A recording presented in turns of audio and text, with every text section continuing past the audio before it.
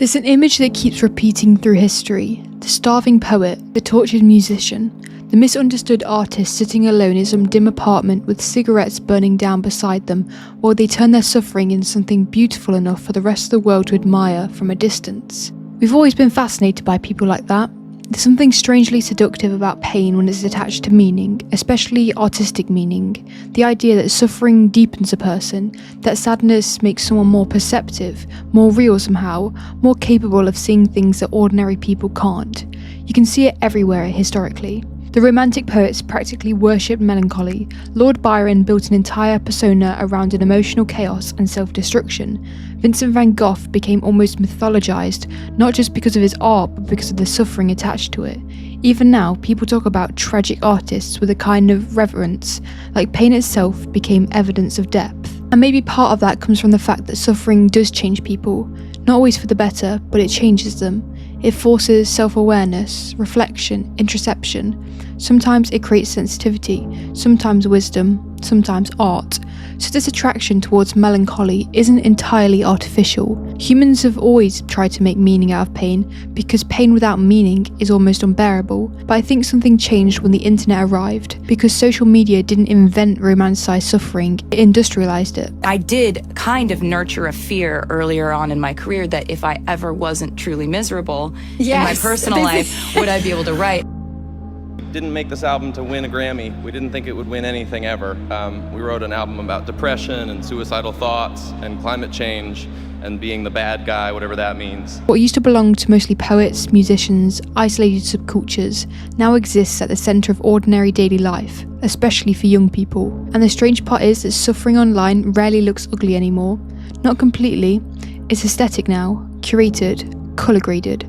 There's always soft music underneath it, rain on windows, grainy filters, beautiful captions about emptiness and exhaustion and feeling detached from the world. You could scroll past a video of panic attacks edited like short films, depression presented through carefully framed bedroom lighting, loneliness transformed into something cinematic. Even the language changed. People don't just say they're sad anymore, they say they're burnt out, emotionally numb, dissociated, avoidant, overstimulated, traumatized. Obviously, sometimes those things are genuinely true. Mental illness is real, anxiety is real, depression is real, trauma is real. But I don't think the internet simply gave people a language for suffering. I think it also changed the social atmosphere around suffering itself. Because if you spend enough time online, especially around younger people, you start noticing something really strange. Mental illness no longer feels socially abnormal in a lot of spaces. Mental health crisis in our young people, according to the American Academy of Pediatrics. Sometimes being okay almost does. And I don't mean that in the old conservative kids these days are weak way, because I honestly think that misses the point completely. I think my generation is exhausted, not fake exhausted,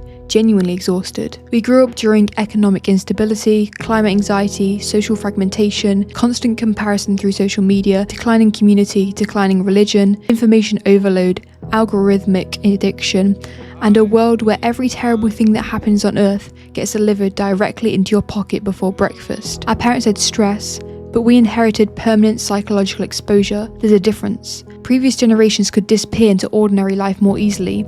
Your world was smaller, your comparisons were smaller, your identity existed mostly inside physical communities. But now your entire sense of self develops in front of millions of people. You don't just compare yourself to your classmates anymore, you compare yourself to the smartest people, the funniest people, the most attractive people, the richest people, the most productive people, the most talented people on Earth simultaneously. Somewhere inside that environment, emotional struggle stopped feeling unusual. It became normal, maybe even expected. There's a kind of humour online now where everyone casually talks about being mentally ill, like it's become part of an ordinary conversation. Suffering became kind of a social language, a way of explaining yourself to other people, a way of becoming legible. And I think that shift happened because people are desperate to feel understood. Psychologists talk about something called narrative identity, the idea that human beings understand themselves through stories. We need explanations for why we are the way we are, because uncertainty is psychologically painful, and mental health language provides explanations. Why am I exhausted? Can't I connect to people properly? Why do I feel detached all the time? Why does everything feel heavy? A diagnosis, a label, even just a framework can feel emotionally stabilizing because uncertainty is harder to carry than pain. At least pain gives shape to things. Carl Jung talked about this in a different way. He believed suffered, people often became identified with their wounds, not because they enjoy suffering, but because suffering becomes part of the structure itself. It explains behaviour, organises identity, gives emotional experiences coherence. And I think social media intensifies that process massively, because now suffering isn't just experienced privately, it's performed publicly. Not necessarily dishonestly, that's important. I don't think most people are consciously pretending. I think the internet subtly teaches people how suffering should look, how anxiety should sound, how heartbreak should appear, how depression should be framed, and the algorithm rewards the versions that are most emotionally engaging. And that's the part people underestimate. Algorithms do not reward accuracy, they reward attention. And emotional vulnerability performs incredibly well online because it creates instant intimacy, relatability, recognition. If somebody posts, "I feel sad and empty and disconnected from everyone around me," thousands of people immediately respond, "Me too." That's powerful, especially for lonely people, especially for young people trying to understand themselves, especially for people who have never felt emotionally seen before. At some point, being mentally unwell stopped making people feel isolated.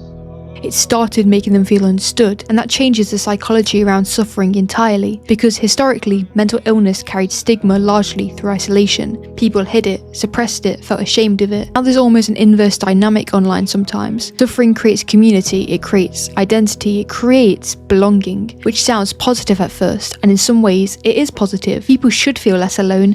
Mental health conversations becoming more open is not inherently bad. But cultural shifts create side effects, and one of the side effects of turning suffering into social identity is that healing can start to feel psychologically complicated. Because what happens when your pain becomes a thing you made people finally understand about you? What happens when your anxiety explains your personality, your relationships, your habits, your inner world, your social group, your online identity? What happens if you don't know who you are without it anymore? That's the part that nobody really talks about. There's a strange comfort in having your suffering recognised, even when it hurts, maybe especially when it hurts. Erich Fromm wrote about how humans often escape freedom because uncertainty is frightening. And I think there's a version of that psychologically happening here too. Identity uncertainty is terrifying, especially when you're young. Pain at least feels solid. Pain tells us who you are. I'm anxious, I'm traumatised, I'm mentally ill, I'm broken. Those statements hurt, but they also organise reality. And once suffering becomes central to your identity, healing can feel less like recovery and more like loss. Because if your sadness shaped your personality, if your anxiety shaped your relationships, if your suffering shaped the way people saw you, then who exactly are you without it? That's why some people unconsciously resist getting better, not because they enjoy pain, but because the psyche protects familiar identities, even painful ones. Something stopping me from trying again, or trying for the next step. I've never got past a certain checkpoint, and I haven't tried to. And I think it overwhelms me, the idea of trying. I feel like I would lose a lot of control if I lost a lot of my fear. It's a big one for me. And I guess, yeah, I don't know who I would be without it. There's this Jung quote I keep thinking about. Neurosis is always a substitute for legitimate suffering, meaning sometimes psychological patterns persist because they are trying to communicate something unresolved about the self. And social media complicates that even further, because online culture constantly reinforces emotional identities, especially aesthetically pleasing ones. There's another strange thing. The internet doesn't reward raw suffering equally, only certain kinds. Beautiful suffering, articulate suffering, cinematic suffering, not chaos, not ugliness, not the genuinely disorganized reality of severe mental illness. Real suffering is often repetitive and unpleasant and visually unimpressive. Online suffering gets transformed into symbolism, mood boards, music, lighting, poetry. Even authenticity becomes performative. And I don't mean fake, I mean curated. People film themselves crying. People aestheticize emotional breakdowns. People edit loneliness into montages. Not always manipulatively either. Sometimes I think that people are just trying to externalize internal pain, make it visible, to make it feel real enough for someone else to acknowledge. But when every emotion becomes content, eventually the line between expression and identity starts blurring. And I honestly think we're reaching a point culturally where being emotionally stable almost feels suspicious online. Peace isn't very algorithmically interesting. Contentment doesn't perform well. Nobody reposts, I sleep 8 hours, went outside, spoke to my friends and felt emotionally regulated today. There's no mythology attached to ordinary psychological health. But suffering feels deep. There's status attached to emotionally complexity now. You can even see it in the way people talk sometimes. Being mentally ill gets framed almost as evidence or sensitivity or awareness. Like struggling emotionally means you've seen through something about reality that other people haven't. And to be fair, sometimes suffering does deepen people. but there's a difference between pain creating wisdom and pain becoming personality. That distinction matters, because eventually some people stop asking, how do I heal? And start asking, how do I express this identity more accurately? And once that happens, recovery becomes difficult because the suffering is no longer just suffering, it's selfhood. And I think that's partly why so many people online seem simultaneously exhausted by their pain and terrified of losing it. Because the internet rewards wounded identities constantly, not directly, not consciously, but structurally, through attention, through readability, through belonging, through visibility. And none of this is me saying just stop being mentally ill, obviously. You can't motivational speech your way out of depression. Trauma is real, anxiety is real, but I do think there's a point where people have to decide whether they want to build a home inside their suffering or move through it. And moving through it is harder because healing is rarely cinematic. That's the irony.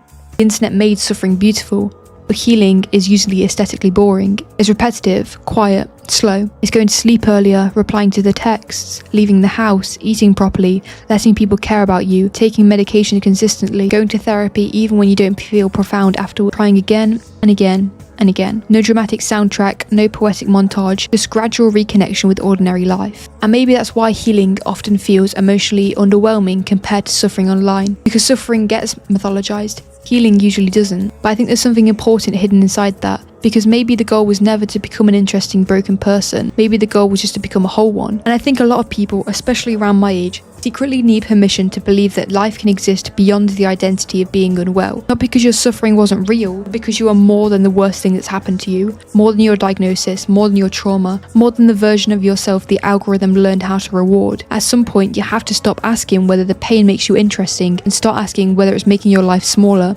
And if it is, please bet on yourself harder than you bet on your sadness.